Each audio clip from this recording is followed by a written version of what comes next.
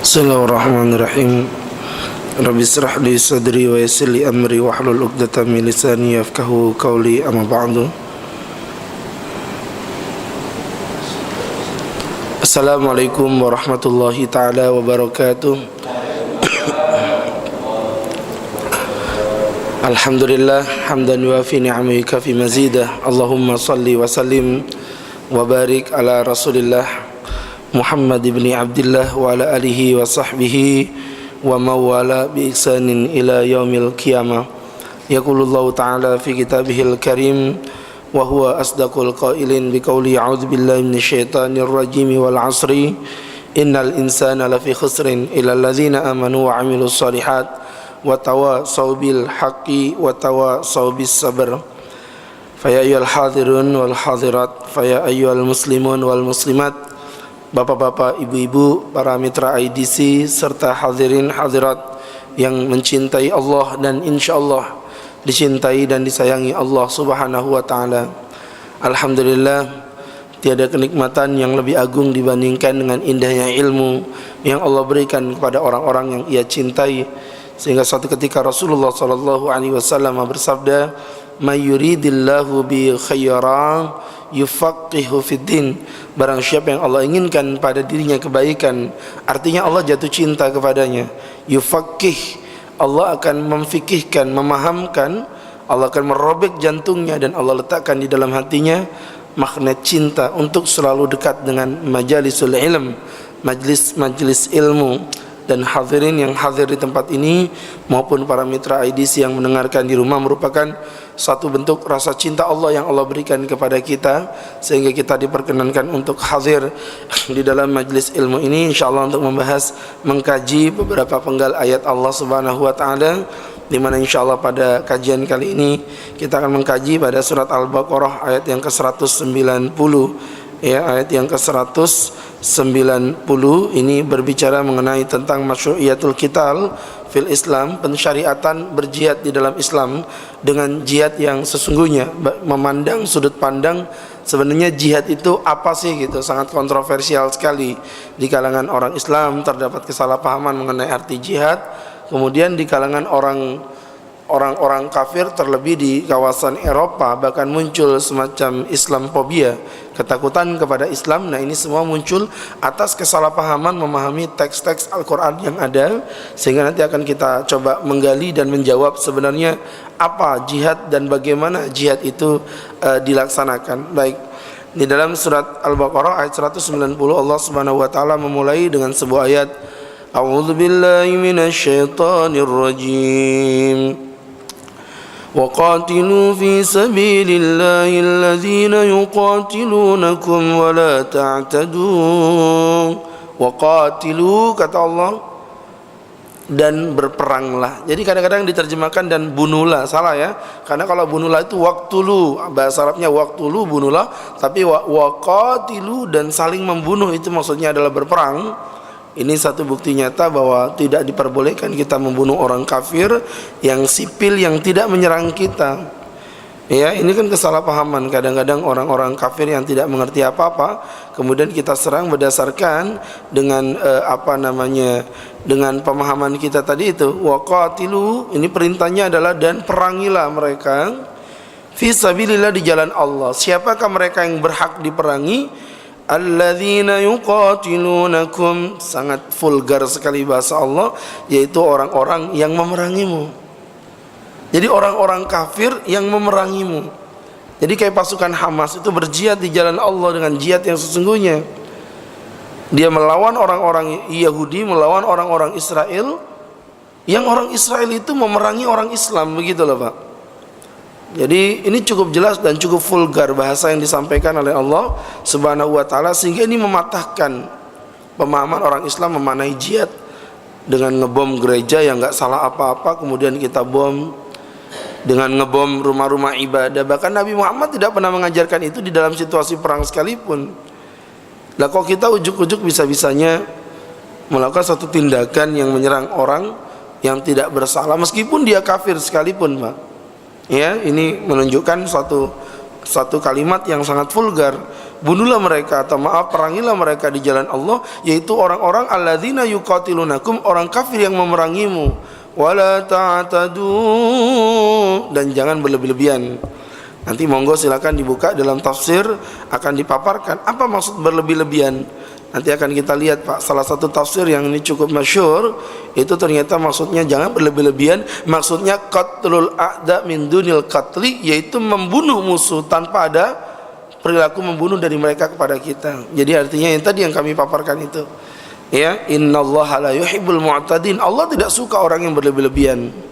Jadi di Islam itu kita dicetak menjadi ummatan wasata, umat yang berada di tengah-tengah, ummatan wasatiyah, yaitu umat yang menengah-nengahi, artinya tidak boleh terlalu ekstrim, tapi juga tidak boleh terlalu membebaskan diri, karena ada beberapa orang itu suka menghalal-halalkan yang haram, tapi sebagian orang pula ada yang suka mengharam-haramkan yang halal. Ya, jadi ini kalau kita pelajari dua-duanya tidak dibenarkan oleh Allah Subhanahu wa taala. Waqtuluhum haitsu tsaqiftumuhum, maka bunuhlah mereka dimanapun kalian menemukan mereka. Ini kan kalau kita lihat lagi bahasanya seakan-akan, Ustaz, ini bukti nyata juga kalau orang Islam itu teroris, karena bunuhlah dimanapun menemukan orang kafir bla bla bla. Pak, diperhatikan dulu sabab nuzul, nanti akan kita paparkan juga sabab nuzul dari ayat-ayat yang kita baca ini, bahwa ayat yang kedua ini diturunkan pada saat orang itu sedang dalam posisi perang. Ya, kalau berbicara dalam posisi perang, nanti akan kita lihat juga bahwa di Islam, ya ini ayat motivasi. Saya pikir bahkan seorang panglima Amerika pun akan mengatakan hal yang sama. Ketika sedang berperang pasti mereka akan mengatakan, ganyang musuhmu, habisi musuhmu. Itu sama seperti ucapan Pak Soekarno juga ketika melawan Malaysia dengan kalimat ganyang Malaysia.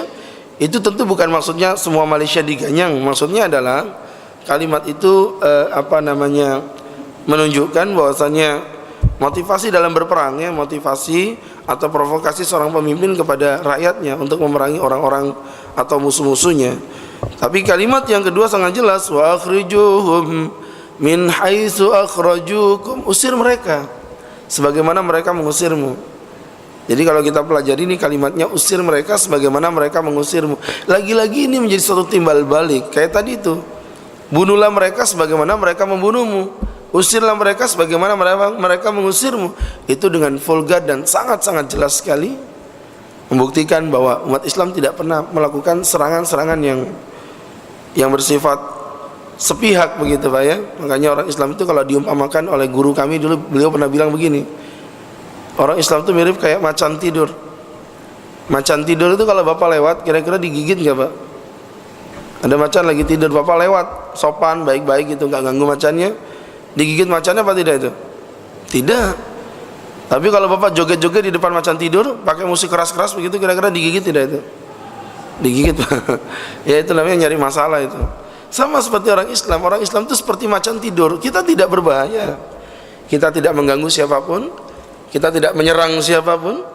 Tapi kalau Anda berani-berani mengganggu agama kami, satu-satunya umat di dunia itu kalau ketemu musuh malah bangga, itu ya orang Islam Pak. Itu yang tercetak seperti itu. Mereka lah orang-orang jika bertemu dengan musuh-musuh mereka malah berkata, hadza ma wa'adana rabbuna, inilah yang dijanjikan Allah kepada kami.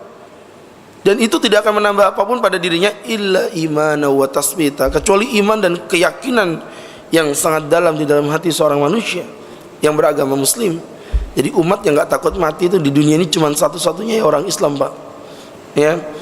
Makanya begitu dahsyatnya pasukan Israel yang luar biasa dengan bantuan bala tentara Amerika untuk menghancurkan Hamas aja mereka belum bisa. Ya, kita bisa melihat Hamas itu bukan pasukan tentara nasional. Hamas itu tentara kelompok begitu, kecuali kalau tentara nasional mungkin wajar. Ini pasukan kecil, tapi lihat bagaimana sampai hari ini.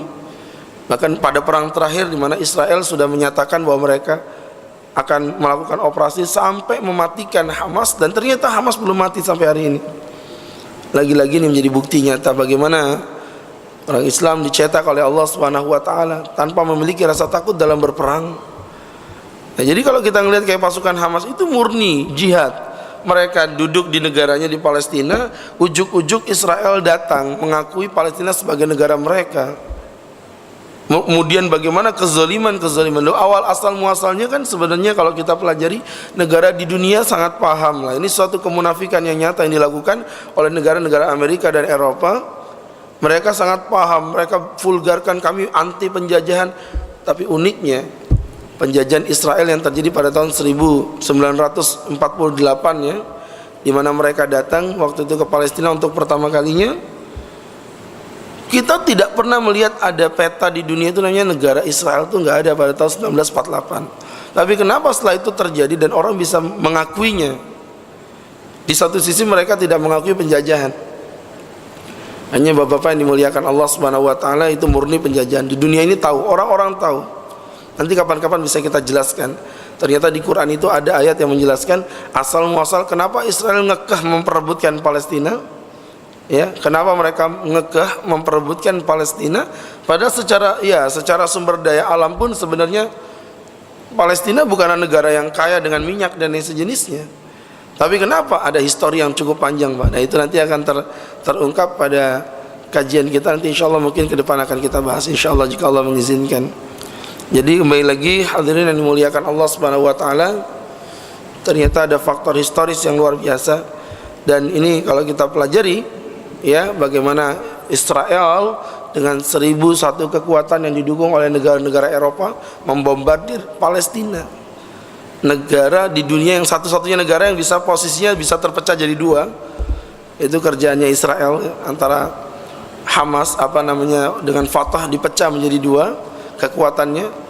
Jadi dari situ kalau kita pelajari bapak-bapak, ibu-ibu, hadirin hadirat yang dimuliakan Allah Subhanahu wa taala, ini tentu membuktikan siapa the real of teroris yang sesungguhnya.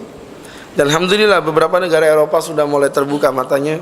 Saya dengar terakhir itu negara Swiss mulai mengakui keberadaan Palestina, sehingga membuat Israel panas telinga dan akhirnya kemarin mengusir dubes Swiss dari negara Israel itu sendiri.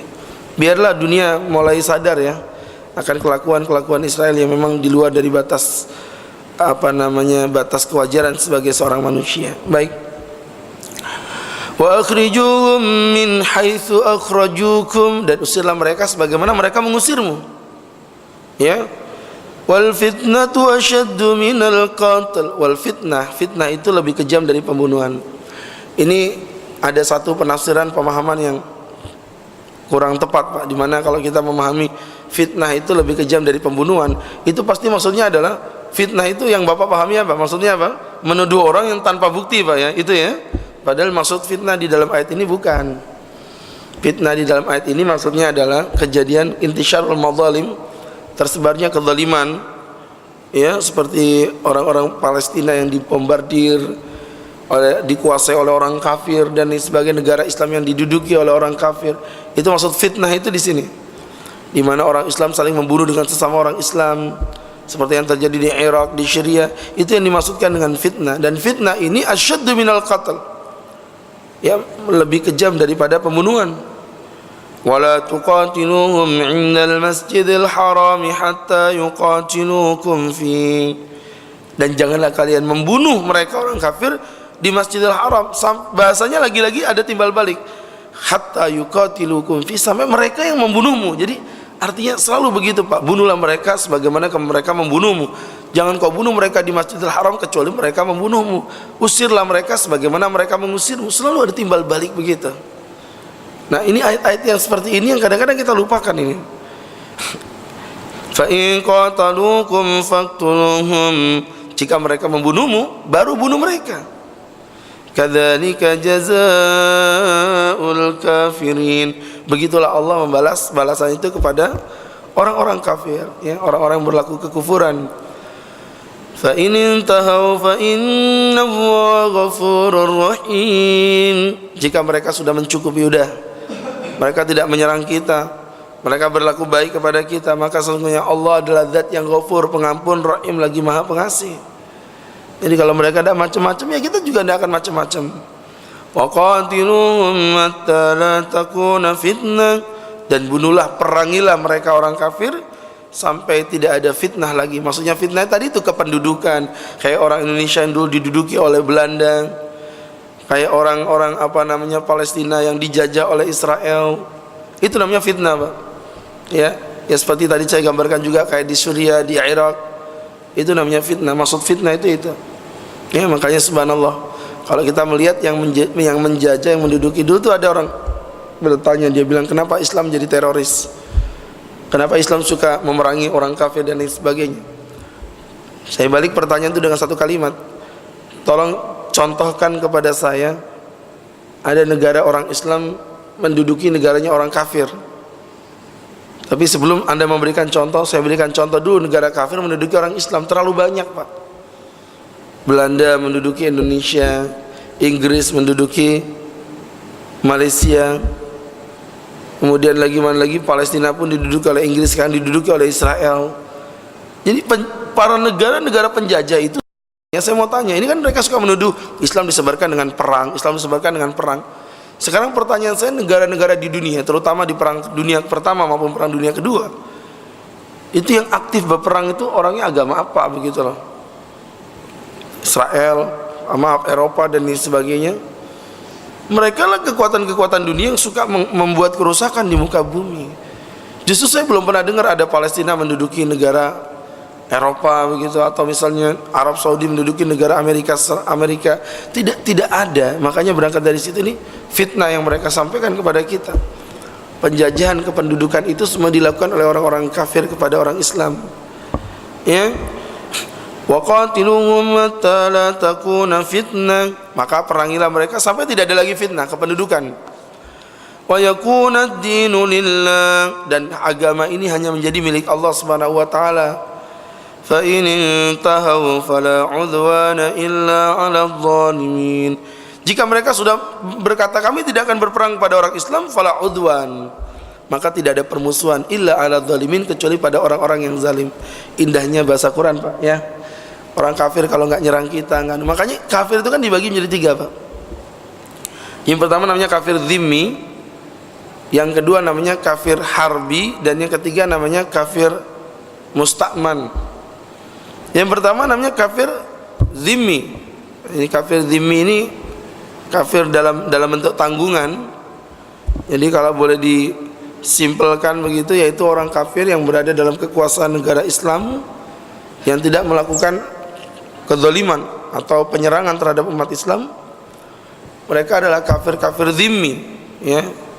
Kafir dhimmi artinya kafir yang diperbolehkan hidup di negara kita dengan membayar jizyah, pajak, dengan membayar pajak kepada negara umat Islam. Makanya kata Allah tadi, fala udwana, tidak ada permusuhan lagi kalau memang begitu. Makanya Nabi Muhammad hidup sama orang Yahudi. Nabi Muhammad itu hidup sama orang Yahudi di Madinah. Belum pernah ada satu hadis pun meriwayatkan Nabi membunuh orang Yahudi di Madinah karena dia Yahudi. Belum pernah. Tapi memang diriwayatkan bahwa Nabi pernah membunuh orang Yahudi karena Yahudi itu melakukan kezaliman, melecehkan wanita muslim pada saat itu. Tapi tidak ada satu kalimat pun Nabi membunuh orang Yahudi karena dia Yahudi. Nabi membunuh orang Nasrani karena dia Nasrani, belum pernah. Ya, makanya kata Allah Subhanahu wa taala, fa in tahau, jika orang-orang kafir sudah diam tidak memerangi kalian, sudah berlaku baik, fala udwan, tidak ada permusuhan lagi kita dengan mereka. Ini bukti betapa Islam menjaga, bukti betapa Islam menjaga ukhuwah di antara sesama muslim. Jadi salah memahami Islam sebagai agama yang sangat eksklusif katanya. Tidak ada yang seperti itu, Pak. Fala udwana illa 'alal zalimin, kecuali orang kafir yang zalim. Nah, itu nanti masuk yang kedua namanya kafir harbi. Apa kafir harbi tadi? Itu kafir yang memerangi kita. Kafir yang membunuh kita, kafir yang mengganggu orang Islam, itu kafir harbi. Dan yang ketiga kafir musta'man. Kalau musta'man itu dia kafir harbi, Pak, tapi dia masuk ke negara kita dengan perlindungan dari para waliul amr yang memberikan perlindungan kepada orang-orang yang bersifat musta'man. Nah, dari 3 jenis kafir ini yang boleh dibunuh cuma satu, yaitu kafir harbi. Kafir yang membunuh kita. Ya tadi Ustadz bilang bahasanya, jangankan kita, semut aja digigit nginjak, Pak, ya, begitu. Betul, Pak. Semut itu loh, Pak, digigit nginjak, artinya kalau semut aja bisa membela diri, masa kita orang Islam disuruh diam karena dizalimi? Tidak mungkin. Ya, dan perlu diketahui juga, tanpa maksud saya membela para teroris-teroris yang ada, Tanpa maksud saya membela para jihadis umat Islam yang ada di dunia, tapi orang-orang Eropa dan orang-orang Amerika juga harus cerdas, harus paham kenapa muncul gerakan-gerakan seperti ini. Itu harus dipikirkan juga, Pak. Oh, ternyata memang karena ada ketidakadilan di dunia ini, di mana Amerika sebagai negara penguasa di dunia itu merasa kayak semena-mena, khususnya terhadap umat Islam. Munculnya gerakan ISIS, saya tidak membela gerakan ISIS, tapi setidaknya juga menjadi pertimbangan. ISIS itu tidak akan muncul, Pak, kalau tidak ada kesemena-menaan dari orang-orang Syiah terhadap orang-orang Sunni pada saat itu. Kesemena-menaan orang Syiah terhadap orang Sunni di negara Irak itulah yang memunculkan keberadaan ISIS. Jadi juga harus dipelajari kenapa itu terjadi. Ya, ala kulli hal itu gambarannya seperti itu, Pak. Maka tidak ada permusuhan kecuali bagi orang yang zalim, yaitu kafir harbi tadi, kafir yang memerangi kita, maka kita bunuh, halal, tidak mengapa. Nah, kafir musta'man dan kafir dhimmi haram dibunuh, nggak boleh. Kafir dhimmi tidak boleh dibunuh. Ya, bahkan Rasulullah banyak memberikan ancaman, barang siapa yang membunuh seorang dhimmi maka dia akan berhadapan denganku di hari akhir kelak. Barang siapa, banyak ancaman yang disampaikan Nabi mengenai tentang perlindungan terhadap kafir dhimmi. Sedangkan yang ketiga kafir musta'man tadi, yaitu kafir orang harbi. Ya, misalnya ada orang harbi datang ke Indonesia, presiden menjamin keselamatan, ya silakan saja, kita tidak boleh membunuh orang itu, tetapi presiden akan ditanya apa manfaatnya mendatangkan kafir harbi ke negara Indonesia. Misalnya PM-nya Israel datang ke negara Indonesia, itu harbi, itu nyata atas perlindungan dari Pak Presiden. Dan pertanyaannya, presiden memberikan perlindungan itu apa manfaatnya buat umat Islam? Akan dimintai pertanggungjawaban oleh Allah Subhanahu wa taala. Begitu, Pak, ya. Baik. Jadi itu gambaran daripada jenis-jenis kekafiran. Asyarul haram bisyarril haram, maka bulan yang mulia dibalas dengan bulan yang mulia. Wal hurumatu qisas, dan begitu pula terdapat pelaksanaan qisas. Faman i'tada 'alaikum fa'tadu 'alaihi bimisli ma i'tada 'alaikum. Kalau orang-orang kafir itu menyakiti kalian, maka balaslah rasa itu seperti bimisli ma i'tada, seperti apa yang mereka sakiti kepada kalian. Lagi-lagi bahasa-bahasa seperti ini timbal balik cukup banyak, Pak. Di dalam kaidah ini menunjukkan bahwa Islam tidak pernah menjadi suatu bom molotov memancing terjadinya perpecahan. Justru peperangan yang terjadi di dunia secara global ini itu muncul karena perilakunya orang Amerika itu sendiri. Wattaqullah, dan bertakwalah kepada Allah. Wa'lamu annallaha ma'al muttaqin, dan ketahuilah bahwa Allah akan hidup selalu bersama orang-orang yang bertakwa. Wa'anfiqu fisabilillah, dan bernafkahlah engkau di jalan Allah. Keluarkan hartamu untuk menghidupkan jalan Allah, ya Pak. Diberikan Allah rezeki halal, berikan harta itu untuk menghidupkan di jalan Allah. Wa anfiqu fi sabilillah wa la tulqu bi aydikum ila tahluka, dan janganlah kalian memasukkan diri kalian pada kerusakan. Maksudnya adalah satu tindakan perilaku apapun, Pak, yang membuat madarat pada diri kita sendiri secara sengaja, itu hukumnya haram. Mohon maaf, Pak, orang kalau mau berperang nggak bisa cuma ngandalin nafsu belaka, kudu pakai strategi. Orang Islam 5 orang berperang melawan orang kafir 1000 orang. Itu bukan keberanian, itu namanya kenekatan tanpa strategi. Anda perlu tahu Rasulullah berperang, dan Rasul kebanyakan dalam perang lebih banyak menang daripada kalahnya. Yang menjadi pertanyaan saya, kira-kira Nabi menang itu gara-gara dia Nabi atau gara-gara ada strateginya? Dalam berperang Nabi pakai strategi. Dalam perang Khandaq Nabi membuat satu parit yang besar untuk melindungi wilayahnya. Dalam perang Uhud Nabi membagi pasukan menjadi ada pasukan rumuh, pasukan pemanah, dan pasukan berkuda. Dalam perang semuanya disusupi strategi. Makanya kalau ada orang perang nggak pakai strategi, itu bunuh diri. Jadi yang namanya perang itu kudu distrategikan, menghargai jiwa dan nyawa kita sendiri. Ada orang bom bunuh diri, yang dibom tidak ada yang mati, dia mati-mati sendiri, itu kan kurang strategi namanya. Jadi subhanallah, Pak, ini kesalahan. Rasulullah ketika berhijrah, Rasulullah kalau mau melarikan diri terus, lari aja, udah lari terus, bisa-bisa aja Pak. Ntar kalau ketangkep orang kafir tinggal berdoa, ya Allah hilangkan aku, ya Allah cekling. Nabi tiba-tiba di Madinah. Itu kalau Nabi mengandalkan nafsu. Tapi tidak kan, Nabi dalam kejadian hijrah beliau bersembunyi di mana? Di dalam gua. Itu strategi Pak, karena kalaupun Nabi berlari sekuat tenaga pun pasti bakal ketangkap. Kenapa? Yang ngejar pakai kuda, kita jalan kaki. Yang kedua, ini padang pasir, sejauh mana mata memandang, sedapat itulah mereka melihat kita. Jadi artinya ini strategi Rasulullah, udah masuk ke gua aja daripada kita. Itu sama kayak strategi dikejar banteng. Bapak semakin lari, itu semakin dikejar sama banteng. Makanya kalau dikejar banteng jangan lari Pak, ngabisin tenaga. Bapak belok aja, dia nggak bisa belok itu banteng. Jadi kita butuh strategi.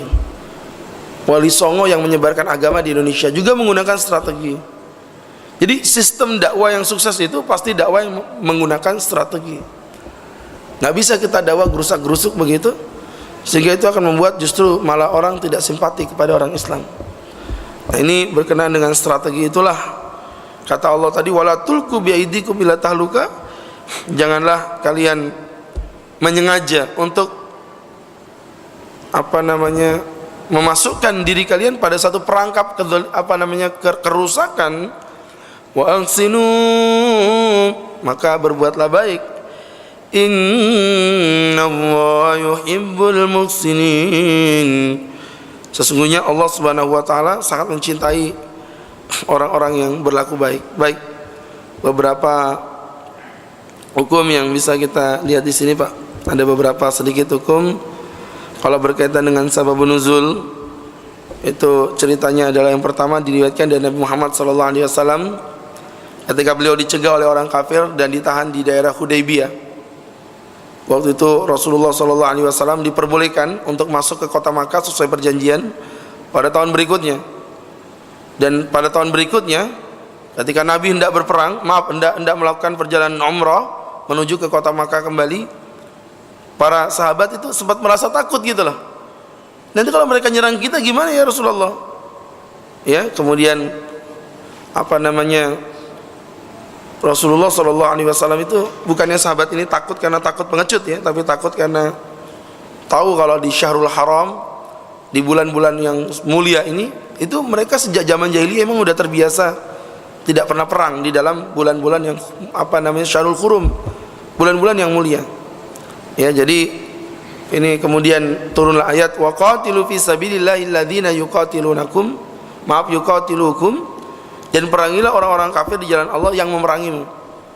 Paham maksudnya apa ya? Jadi dulu mereka tuh waktu mau berangkat umroh, mereka takut, ini jangan-jangan kami diserang ya Rasul, padahal ini kan Syahrul Hurum, bulan mulia, kami tidak mau berperang di bulan Hurum ini. Ini kebiasaan mereka. Sejak Nabi belum ada di muka bumi, mereka udah nggak biasa perang di bulan-bulan mulia itu.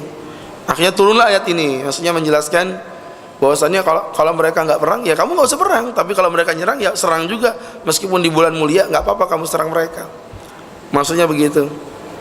Diriwayatkan pula sebagian orang musyrik berkata kepada Nabi, anuhitu an qitalina fi syahril haram, apakah engkau anuhita ya Rasulullah, ya Muhammad, apa engkau mencegah untuk memerangi kami di bulan haram?